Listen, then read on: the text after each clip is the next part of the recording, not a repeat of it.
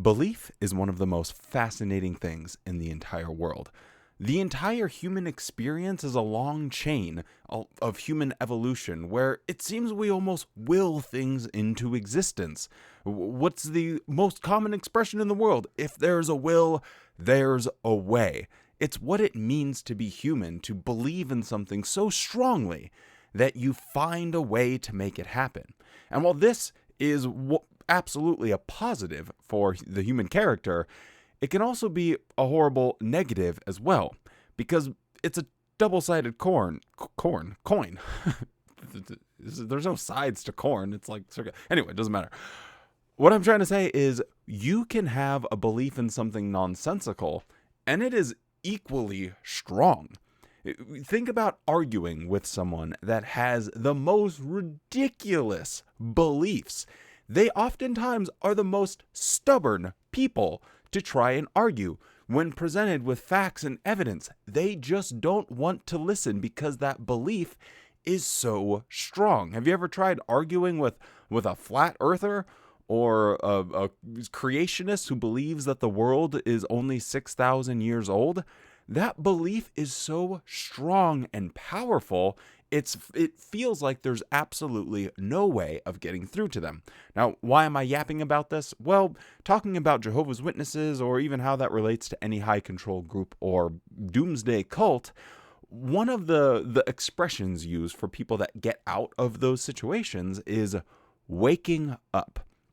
And I think it's a very appropriate one, because when you wake up from this indoctrination, when you let go of those very strongly held beliefs, it does feel like when you woken up from a sleep, you're like, oh man, I wasn't cognizant of what was going on around me before, and now I am. And I think that expression has another layer of meaning that's also appropriate, and that is waking up. Sometimes your body and your mind are well rested and you are ready to go, and you wake up on your own. And then sometimes there are external circumstances surrounding waking up every day. A loud noise, something might happen where it's like jolting, and it's like, oh, now I'm awake. Now, for a lot of people, they don't think that people can be woken up from their indoctrination of any strongly held belief.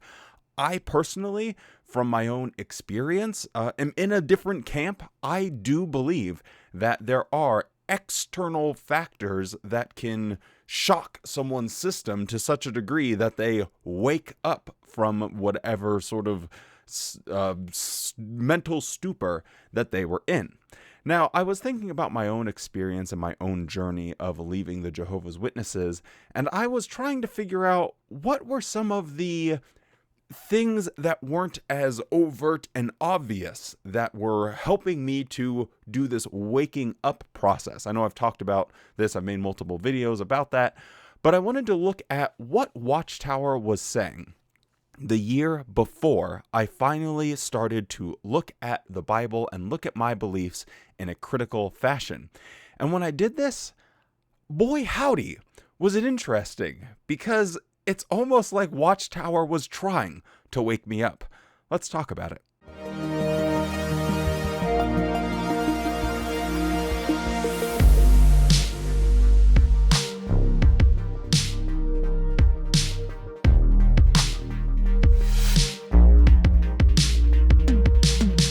So anyone that hasn't been on the channel for very long might not know this, but I was married as a Jehovah's Witness and successfully was able to wake my wife up as well. So I'm going to actually look at both of our timelines. And so just in order to figure out exactly when this was and the dates, I actually looked back at some old pictures just so I could figure out, okay, this was then.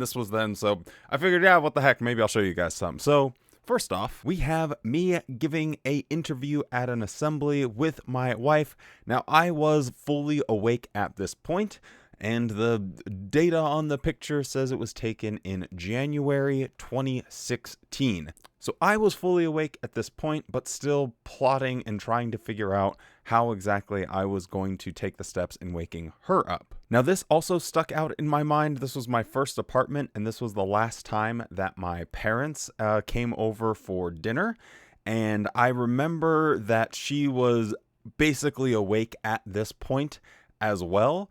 And I can give definitive proof of that because on the exact same date of that picture of playing backgammon with my dad, I had these pictures because I had a few drinks and decided to make the governing body members in Super Smash Brothers. So I thought it would be funny to have Stephen Lett and Anthony Morris fighting each other.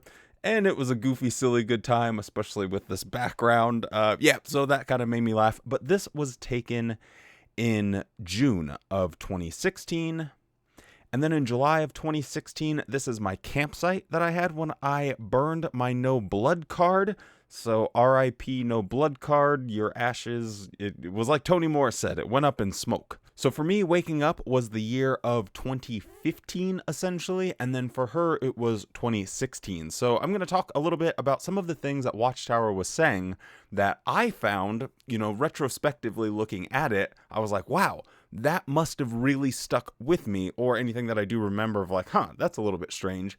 And then I can really speak to the fact because I was witnessing someone waking up right in front of my eyes, her reactions to certain things that were being said from the publications or from JW Broadcasting that were super objectionable. Now, one of the core teachings that Jehovah's Witness leadership used to sort of invoke fear in people that the end was right around the corner was that this generation shall not pass away until the end comes. And this generation always referred to people that were anointed, part of the 144,000 Christians that get to go to heaven in 1914 or before 1914.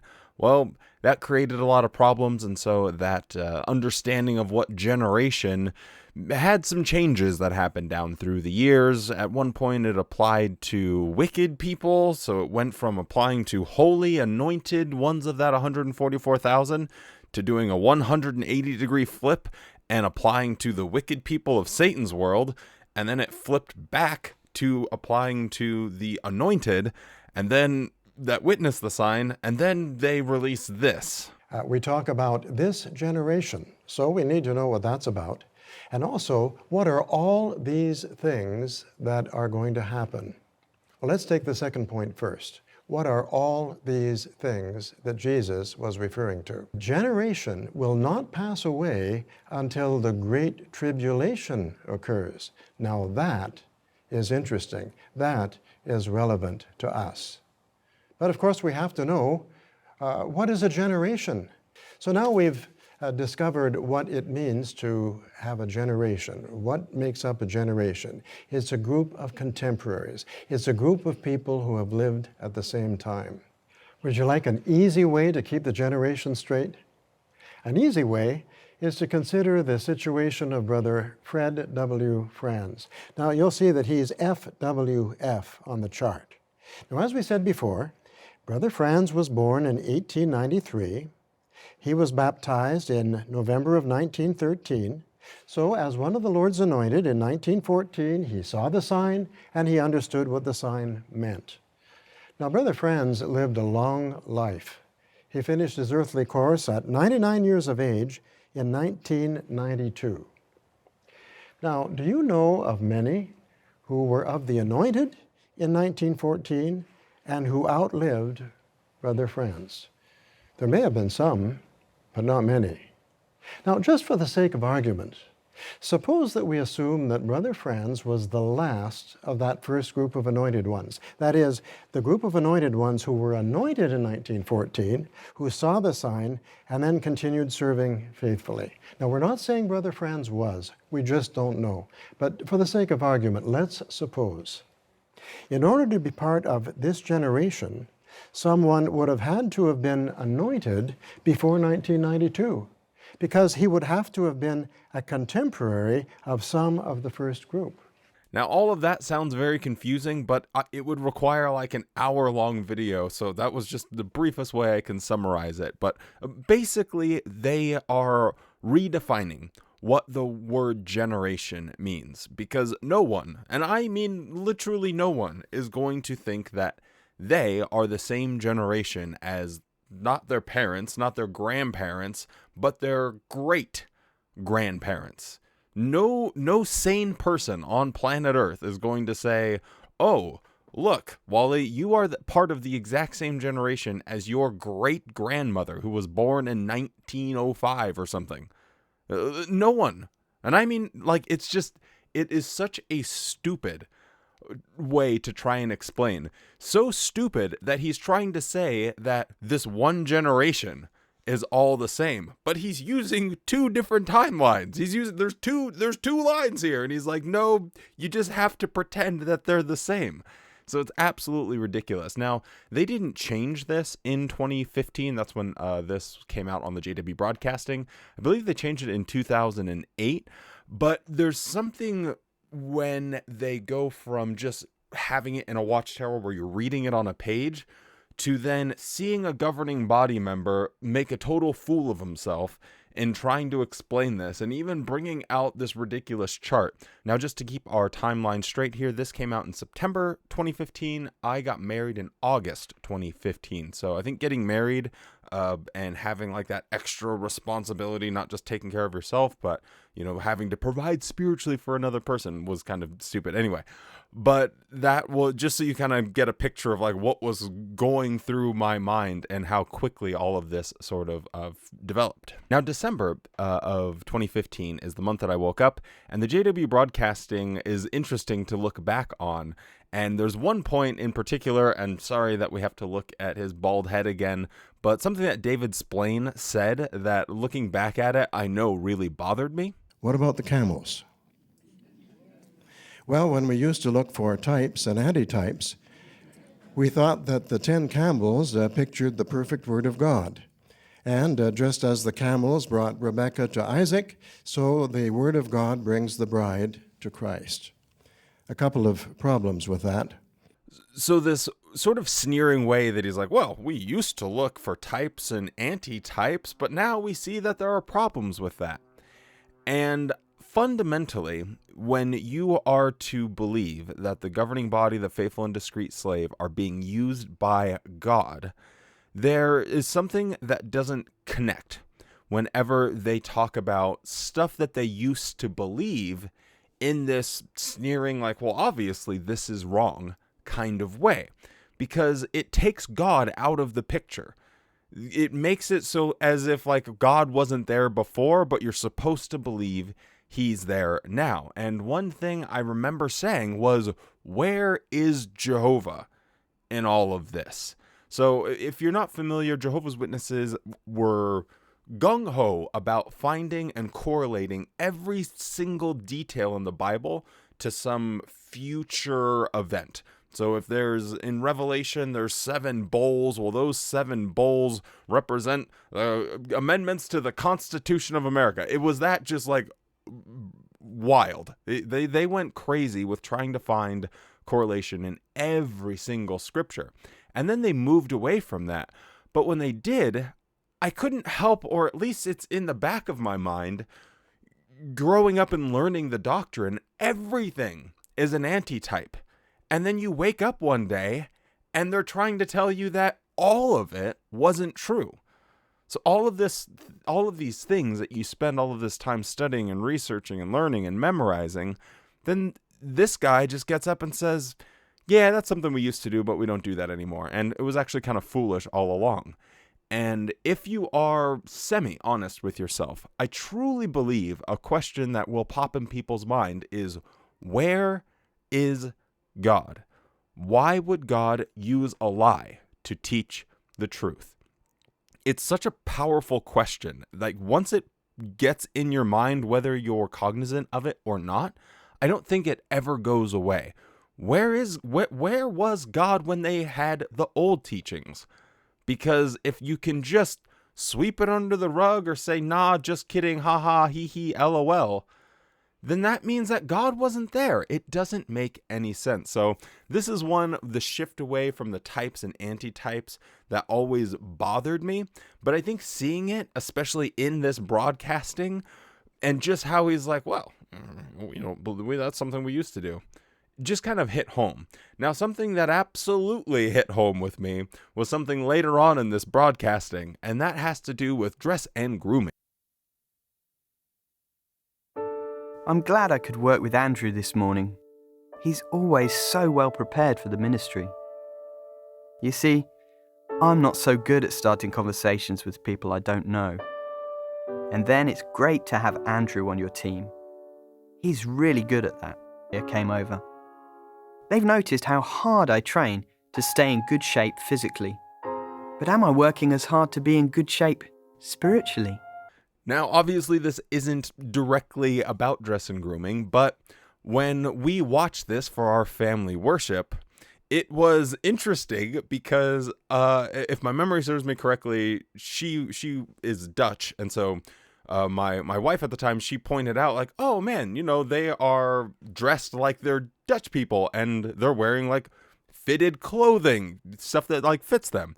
And she was well aware that I was in this constant battle with every uptight elder, every annoying circuit overseer that would come through would always be trying to talk about my tight pants or a tight jacket. And my response was always the same, and they never really did anything about it other than kept nagging me about it, but I would always respond with the exact same thing. If I, who works out and takes care and eats healthy, wear clothes that fit me, but you want me to wear baggy clothes, then also you have to go to every person that is obese in the congregation and tell them that they have to also wear baggy clothes. Because it's the most ridiculous double standard. One person can wear clothes that fit them, but another person can't.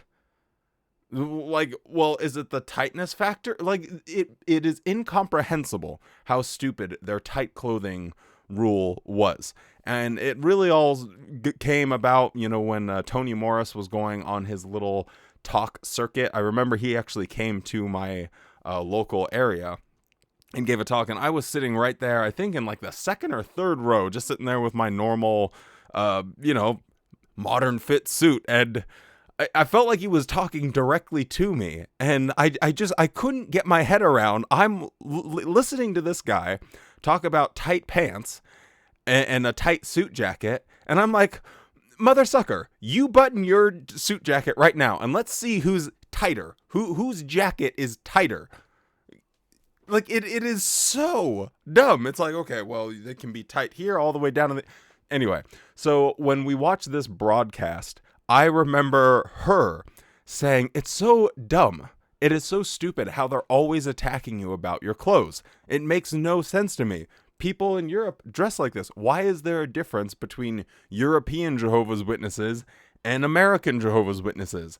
Like, why would God have a different set of rules just based off of the country that you live in? Like, isn't there bigger problems in the world that God should be worrying about? So this was another thing I believe was pretty quintessential in that moment where I finally was up there on stage and was just like, oh my goodness, none of this is actually true. So those are just a couple of the little highlights that I found kind of interesting, like in the couple months leading up to me waking up. But let me talk a little bit about what helped her and stuff that they were saying during those like few months as I was trying to interject little things that also assisted her in her waking up process.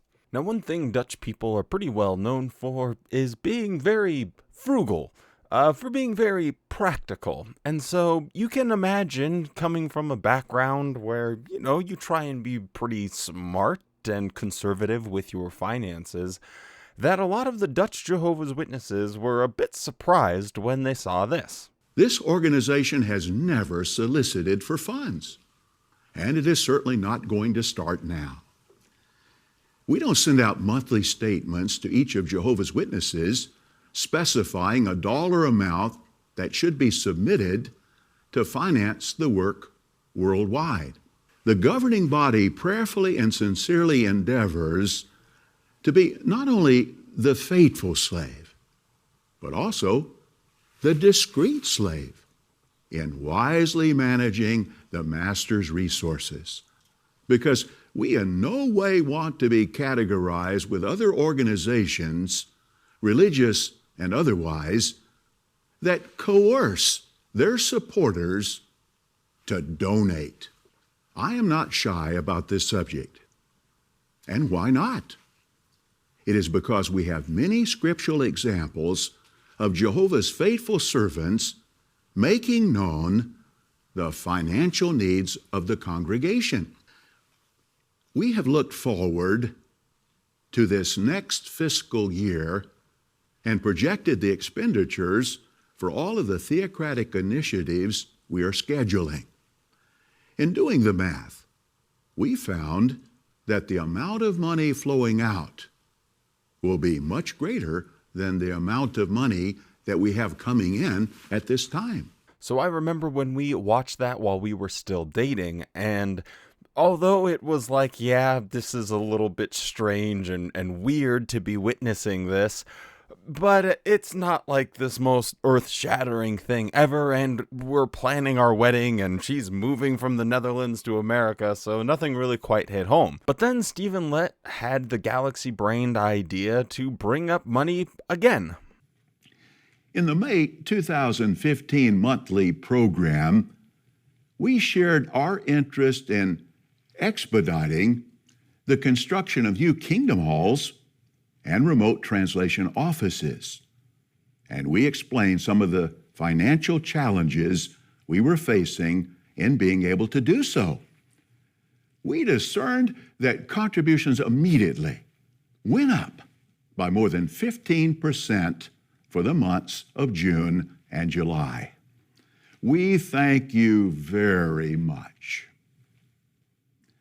Not only are older ones in Jehovah's organization responding with generosity, the governing body has been deeply touched by the response of many young ones. As just one example, I personally received a precious letter. Dear Brother Lett, hello, I am 13 years old. The reason I wrote this letter is because of the May JW broadcasting. I was motivated to contribute to the worldwide work. I have been saving up, and my relatives gave me some money. As we said earlier, you are to be commended for your immediate, generous response to the May broadcast. You responded similar to the Israelites in Moses' time. The difference, however, between the Israelites' giving and ours today is that they only had one project to construct. When it was completed, that was all that was needed. However, as you know, we have thousands of projects that need our continued support. So you can imagine her annoyance when they are going up and talking about money once again on the JW broadcasting. Now, just for a little added context here, a couple days after we got back from our honeymoon, she broke her leg and was held up, was rolling around in a wheelchair and on crutches, was very immobile. And so, what do you do when you're a Jehovah's Witness and you can't really leave the house and you're in a new country and this, that, and the third? Well, you're going to have a little bit more time on your hands to solidify your faith and really absorb yourself in what the governing body are teaching. But how quickly she found out that she was really starving for spiritual food. And speaking of spiritual food, well, the next month's broadcast in February didn't really help at all. They have some props they're going to set up for us. And this is Brett Cox, Michael Banks. And in case you're wondering, they're not real Bethel waiters. Instead, they both work as secretaries in the office of the teaching committee. But we've impressed them into service today.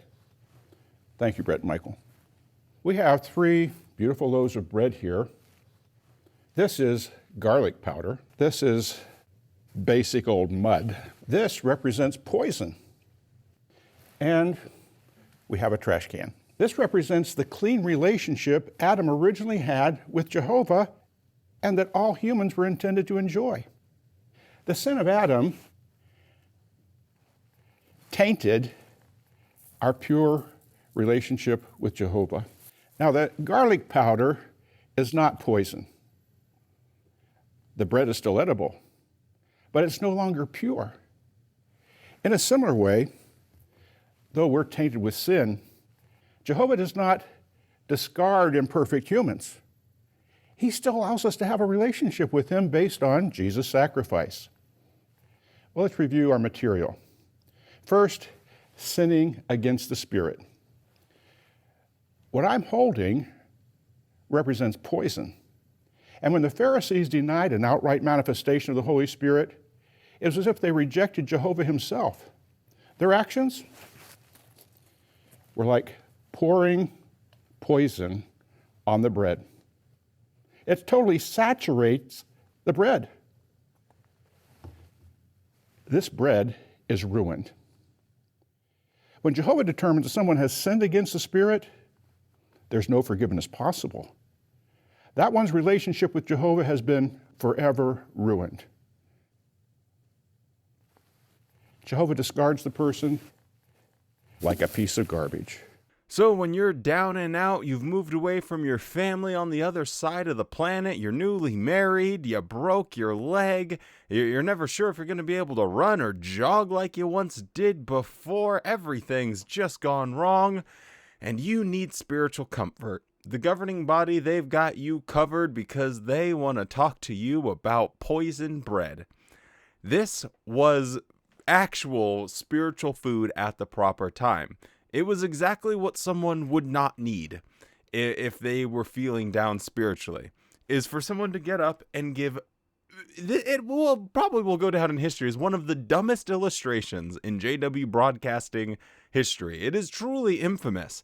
And if you're sitting there watching that as a believing Jehovah's Witness, and you are legitimately looking for spiritual help, it is an absolute nothing burger. It will do nothing for you. I remember how mad that she was, and just how stupid the whole shenanigans was.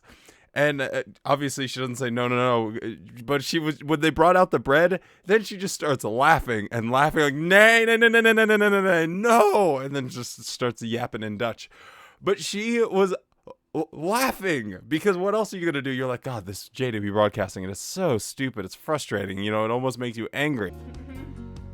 We talked about how it was before the flood and what kind of world Noah and his family lived in. Noah's family needed real courage to preach. They had to explain about the rain and how the ark would be needed to survive the flood.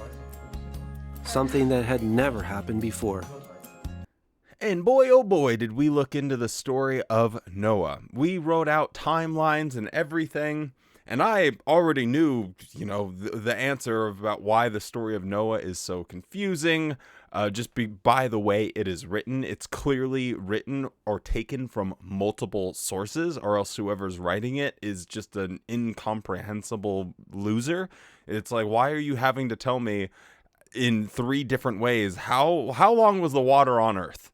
How long did it rain for? If you can pick up the Bible and you read those verses, you will, and just take everything literally, you will not be able to answer the question, how long was the water on planet Earth? It makes absolutely no sense. And so that was starting down the road of, okay, well, let's dig into this Bible thing. And she had already sensed for a while that, things were pretty all gone tits up in my head. And that was really the catalyst of diving into the Bible and taking it book by book and verse by verse. And it wasn't soon after that she came to the same conclusions and thought, yeah, this is just a bunch of nonsense anyway. And so she was able to leave as well. A little bit more to the story, but anyway, that's all I'll tell for now. Now, I do want to do maybe another part 2 of this and show some of the things that were happening, not just in the JW broadcasting and video format, but what they were also saying in some of their watchtowers. But this video is already going to be a little bit too long, so I'll start working on a part 2 of that as well. So anyway, if just to have a bit of a laugh, think about when you left the religion and see what they were saying around that time. Let me know in the comments, because I think it's really interesting. And I would hazard a guess that this 2014 to 2016 range, there are going to be a lot of people that left the organization then, And I think the next big thing was the pandemic, when people stepped away. And so a lot of people left at the beginning of the pandemic. So in that, 2020-ish range. So anyway, just a little bit curious, what was some of the things that you guys think maybe you didn't stand up and say, oh my God, I'm in a doomsday cult. But now looking back at it, it's like, oh, man, that must have really affected me in more ways than I could possibly imagine.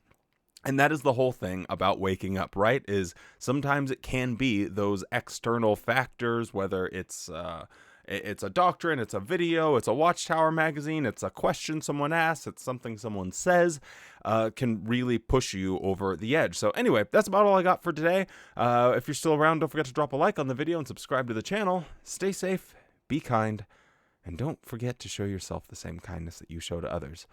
And I hope you have a good ass day, and I'll see you for part 2.